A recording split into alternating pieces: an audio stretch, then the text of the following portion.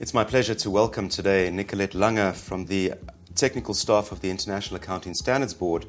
Nicolette is responsible for working in the implementation part of the team, and you're here to talk to us today about how to go about submitting a request for guidance from the IFRS Interpretations Committee. Welcome, Nicolette. Thank you, Blaise. It's a privilege to be here.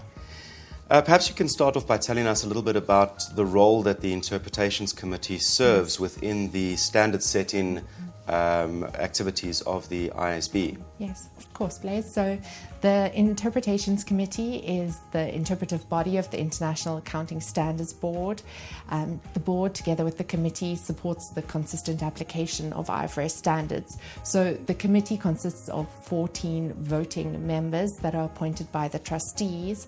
So the committee I always think of as a body of experts. So the members provide significant technical expertise and diversity in international and market experience. So they really are a group of real experts. So as part of their commitment to supporting consistent application of IFRS standards, the committee looks at a wide range of application matters, particularly around from when an effective date of a standard to then as the standard becomes applied by practice. So they're looking very much at the practical side. The board itself looks much more at once a standard is issued, then the board will provide additional guidance and support around that from everything from educational material to TRG discussions to go with those initial questions. But the board sees its role very much at the beginning of the process to be as helpful and not disruptive then as possible. So the committee, given their expertise as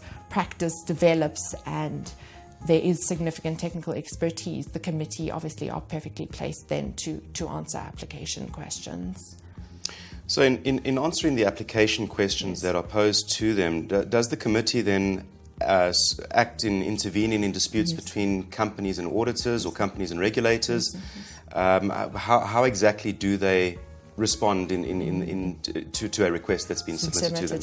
So I suppose the mandate of the committee is to interpret the application of IFRS standards, to provide guidance on financial reporting issues that maybe aren't addressed by IFRS standards, and to undertake any tasks at the request of the board itself. So unfortunately, or fortunately, depending on who you are, the committee's process is not designed to serve as a mediation between companies and auditors. We would expect there to be many and varied application questions in practice, but we would expect the large majority of these to be resolved through discussions between companies, auditors and regulators. We particularly see the discussions with regulators as being particularly important to support consistent application on a jurisdictional level. So the committee would only then fill the gap, and only those questions that have gone through the process and haven't been answered then would come to the committee for discussion. I see. So what are the criteria for a perfect question to be submitted to the Interpretations Committee? Is there something that has to be in place for a question to be submitted? So I suppose the committee answers questions about a wide range of topics, of course about the implementation and application of IFRS standards, but as you've alluded to, if you consult the Due Process Handbook, which is a very important document for the IFRS, and I encourage anyone who would like to submit a question to consult it, there are specific criteria that need to be met in order for a question to be answered and considered by the committee. So a potential submitter would need to ask itself a couple of questions. So the first question is the matter widespread and expected to be material? So that question, we are looking for those issues that will have a wide-reaching and material impact on companies' financial reporting. Typically, when we receive a question, the ISB staff will ask the submitter for evidence that the matter is widespread and material. Now, the second thing that you need to ask yourself is it necessary to change IFRS standards? So the question you really need to ask is, do the principles and requirements in IFRS standards provide an adequate basis to address the question? And if not, then standard setting may be required. For example, if there are two ways to read the words particularly. So, yes.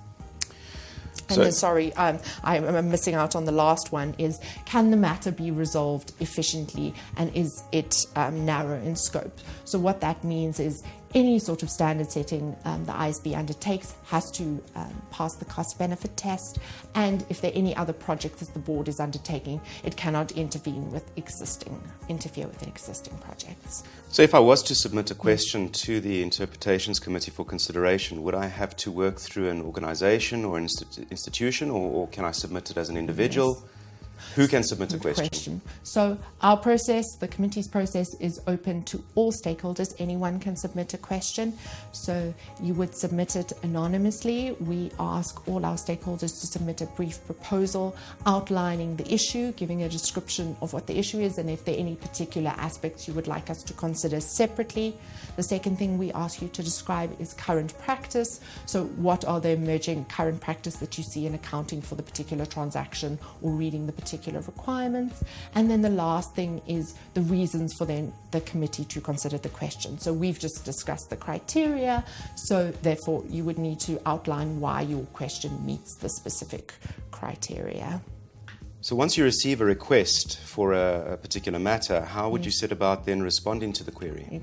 So all questions are considered by the committee at a public meeting. So the committee, in deciding whether standard setting is necessary, it goes through the process of considering its own criteria. So the committee will ask itself, is the matter material or expected to be widespread?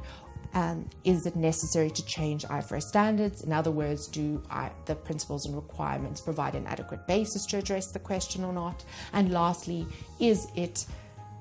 can the matter be resolved efficiently, and is it sufficiently narrow in scope? So all the webcasts, the supporting staff papers, and summaries from the meetings are available on the IFRS website to try and allow the process to be as open and as transparent as possible.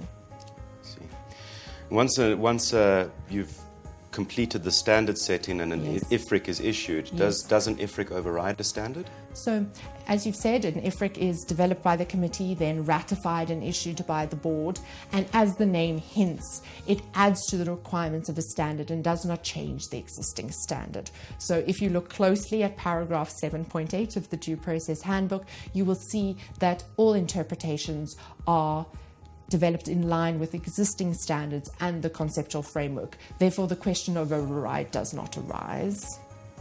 If an IFRIC has been issued and I disagree with the answer, can I choose not to apply it? Is application of an IFRIC mandatory? True.